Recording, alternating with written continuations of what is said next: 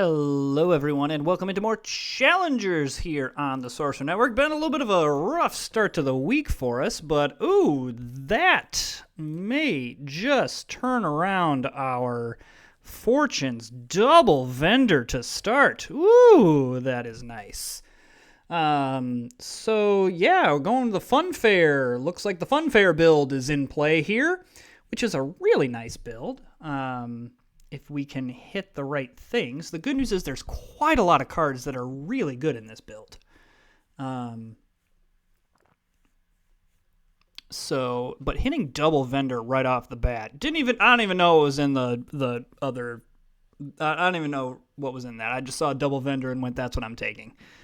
That's what's happening. So really the only bummer would be is if like someone else has a vendor or, if like someone else got jugglers or other stuff like that. But the good news is even if someone else has a vendor, we are likely the leg up because we have two.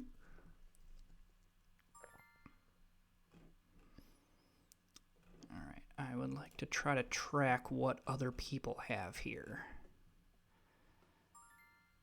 Okay, so he gets makeup artist and reporter. All right, that's fine. This guy is clown, which is fine. That's not a real, like, key. I don't love that. Okay, I like that. That's not a key in this build. So it's dog and newcomer that's left. So that's just a little bit of a bummer there. Okay, so this is a little bit of a bummer because this guy got the juggler and the clown, but that's not, like... insane. This guy got double stable boy. Wow, that's two good starts. So a little bit of competition for the Fun Fair, but if you don't have a vendor, these aren't fantastic. So hopefully we can push this person off of it. So like juggler, yes. This is a really nice pack as well, but I'm redrawing for... I was hoping to hit another Fun Fair card. I do not.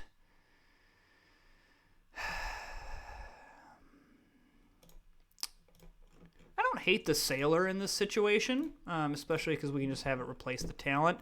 Because we can, put something on the bottom or something like that. Like, that's not the worst thing. But yeah, we're really wanting to lean into getting Fun Fair cards. And even this might be a game where...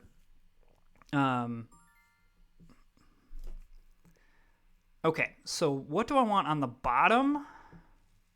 I want this on the bottom. Yes. Because I obviously don't want my juggler or my vendors on the bottom. Don't want that.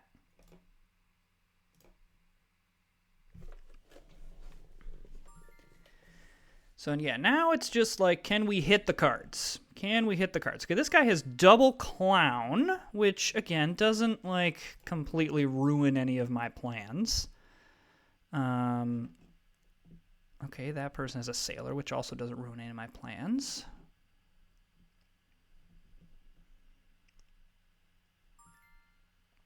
Okay, I love this. I love that my juggler now is going to be coming out with 4 power. That's excellent. Oh, this is this guy. Okay, I don't think my juggler procs because I don't think I have enough cards in hand. But still, the fact that I'm defending with 4 power here, and I know I have a 4 power thing at the bottom of my deck, which is this. The only issue is I think, and he only has 1 3 power thing, so I win that. It's beautiful. Okay, so yeah, juggler there. Oh, I didn't see what else he had. Okay, I still think we go with the A cards here. Man, we could have had a lot of skeletons here. I don't really want any of this. I'm just going to redraw. Okay, a pony is excellent because I can have it replace the dog. I mean, is a clown even worth it?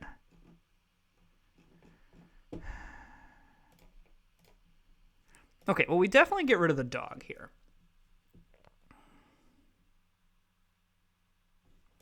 And then I think we just get rid of 1 newcomer because I'm going to want to get rid of these. I think we can go in with 7, especially with the sailor, because we can send like the champion to the bottom again, and that can be like the last card that we hit. So I'm okay with that.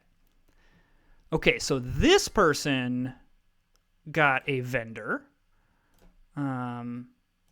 It's a little bit disappointing there. All right, I want that on top, even though it really doesn't matter.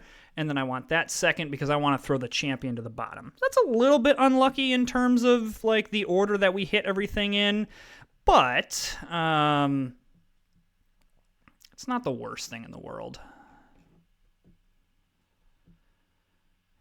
Yeah, this is a little bit of a bummer that this person like is.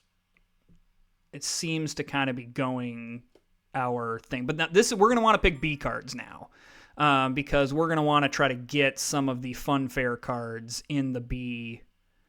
So yeah, now we send that to the bottom, and then we reveal that. So as of right now, we're behind.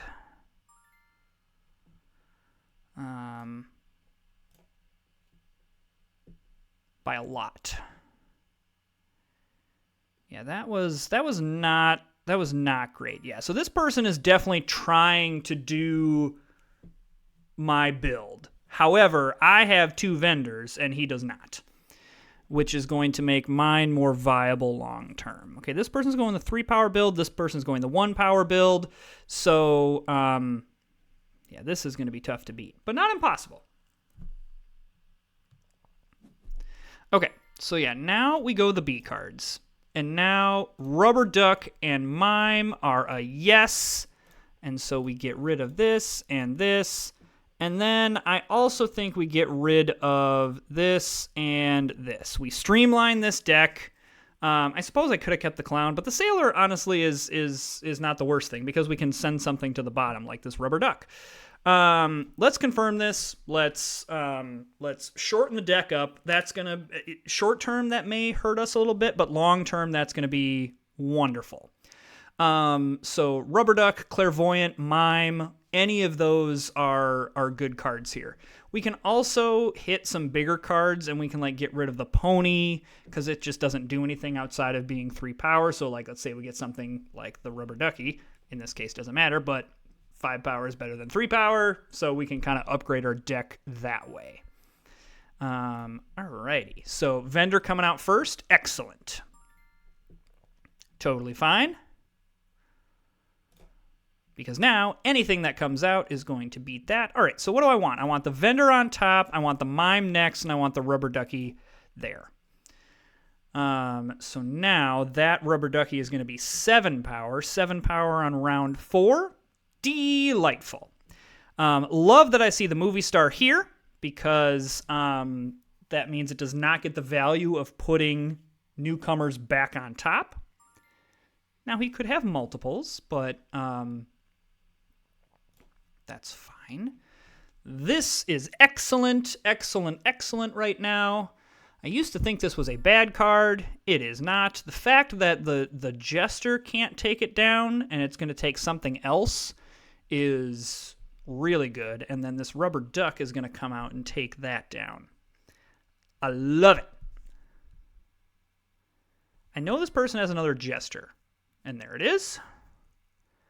The good news about that is, so like this makeup artist is only defending with 1 power. Oh, I forgot I had the pony in here. The one issue is the newcomer can take this down. The non-issue with that is whatever card this is can win. And it was a sailor. Hey, look at that. So not by much, but we still got the win. So yeah, this person, once again, still trying to kind of do this, though seems to be transitioning into maybe something else here. This person would probably be the one I'm most worried about. Ugh, they got a Clairvoyant. That's not good. Love Clairvoyant.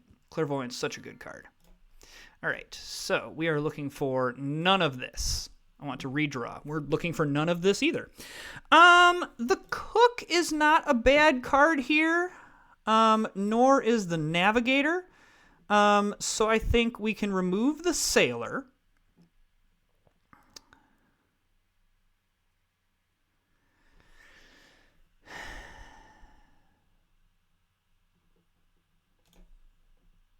remove the navigator. I'm going to keep the cook. I'm going to do the exact same thing and keep the cook. So that's a little unfortunate that we don't hit anything. Not a mime, not a rubber duck, not a clairvoyant, nothing. The cook helps as another thing that just on the bench is really, really good. But man, would have been really nice to hit a clairvoyant or another mime or another rubber duck. That would have been great. All right. Love that. Because that does not get the value now. Juggler. All right, so top, this really doesn't matter. However, I will do it like this. So there's that. Okay. That is good because now I can take the vendor down like so. Okay. If you want to put the talent on top, I am A-okay with that. We get the rubber duck out, defending with 7 power. Okay, the 2 necromancers, the good news is they didn't really hit that much. And now, that's kind of bad. Yeah, that was just kind of a icky draw.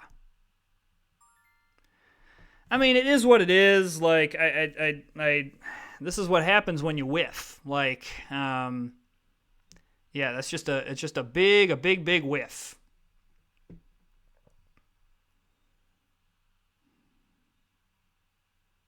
So hopefully we can hit it. We're going to try the B cards again. Hopefully we can hit something.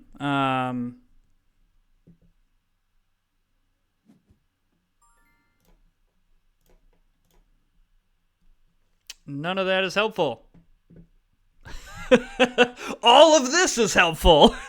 So, the pyrotechnician is really good, but I think the mime just has more upside. And now we can just go in with that. Like, that whole thing there would have been great spread out over the last 2 hands, because I would have loved to have the 2 pyrotechnicians in here instead of the cook. Even I could have, I could have taken it and put it in the pony, but I having 3 mimes is not going to be a bad thing. Really, you just don't want this to be the last card, and because I have 3 of them now, the chances of that happening are just lower. Okay, I like that the juggler comes out first. Well, I guess it really doesn't matter. Okay, so now here comes the bread and butter of this game. We gotta get some wins here. That is great. That is just excellent. I love that it's going to take at least 2 cards to take that down. Oh, it's going to take 3 cards. Ooh-wee, that's nice. Okay, I like the cook there. Don't love the rubber duck there. Would have liked that to have come out a little bit later. However, okay, there's the vendor. So we'll get buffed a little bit there. The good news is my mime will also continue to get buffed through other stuff. So I still have a juggler and a mime. Okay, the good news here is that I just have to beat this, and then he's run out of bench space. So it doesn't matter what he puts on top, he's going to run out of bench space. This is why on one hand, it can be like, man, you're really taking a big risk. You're not going to have a lot of cards. I just think that this is a perfect example of whenever you go above the 6 unique cards, you're running a real big risk. This deck is going to be tough to beat. The issue is it's just not good on defense. And so if you can kind of work around it there, it's just not good on defense. You can see it just runs out of gas because, okay, cool that's attacking for 4, but it's defending for 1. It doesn't do anything. As you can see they've only won 2 trophies. Okay, so let's see what we hit here. Okay, Teddy Bear is great. And Bumper Car is great because now what we can do is we can just remove both of these because these are better versions of those cards. I suppose I could have kept the pony and gotten rid of the cook, but I think the cook is just a good enough card for it to be worth it. So pretty decent. Not, a runaway, oh my gosh, look how great we're doing. But the good news is we will play the person that is the 1 power build, whereas these two will face off. So that is nice. That is a wonderful, wonderful card, especially against the 1 power deck, because, it's going to take quite a lot to take down. That's so great. And yeah, nothing. What is this? You may put a card from great. Do it. Great. Vendor. There's my other mime. It puts a vendor in the bin, defending with 6. He still doesn't have any of his stuff out. Okay, 7 power is going to be a little... Well, never mind. I forgot I had that teddy bear. So 7 power is going to be a little bit difficult to take down. But at this point, now I just have to take this down. And, you can put that vendor down. That's totally fine. I just now have to take down this, which I know that I can. And then you run out of bench space. Again, 6 unique is often the way to go. Alrighty, so we're playing Joey 9, which makes sense. He only lost, we're not changing anything in our deck, only lost in round 2, and that was it. I believe this is the 3-powered. Yeah, this is the 3-powered deck guy, which is very, very good. So, alright, I don't mind the cook coming out here early, especially because I still get the max value on the mime of empty bench spaces. Love to see the mascot right now. Okay, Vampire's a good card. The issue is it doesn't really help him in this situation. Getting a little bit of a buff there. Would like to have seen the vendors a little bit earlier, but that's okay. All right, so I want reset. I want this on the top, I want this second, and I want that third. Because I want the mime to come out now. Ooh, interesting. Now, the interesting thing there is one of the princes is going to go, one of them goes on the flag loss, but one of them goes down here. That's very interesting. All right, so now we got our teddy bear out. And let's see if 9 power is enough. You're going to put the stable boy back on top?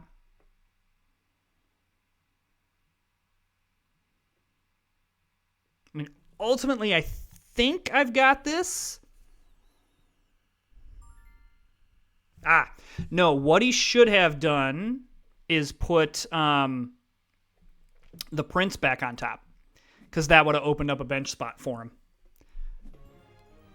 Woo! So what he should have done is put the prince back on top. The prince would have, GG, my friend. The prince would have taken the flag. And then that would have meant the navigator would have been able to occupy this bench spot with the necromancer and the dog going here. And then he would have had me, I'm assuming, because he would have been able to take down 5 power. So that's what my opponent should have done. I understand. Oh, I know. Wait, never mind. Necromancer can only put base power. What am I talking about? Don't even listen to me. Hopefully you've just stopped watching this video at this point, and comment below if you're still watching, so you because I want to know whether people still watch and hear my idiocy or whether they have tuned out. Anyway, so had this card just said put something on top of your deck, he should have put the prince, but because it's a 2-power thing, the stable boy was the correct move. All right. Anyway, the fact of the matter is we won. Hit that subscribe button, like and comment, and we'll see you next time.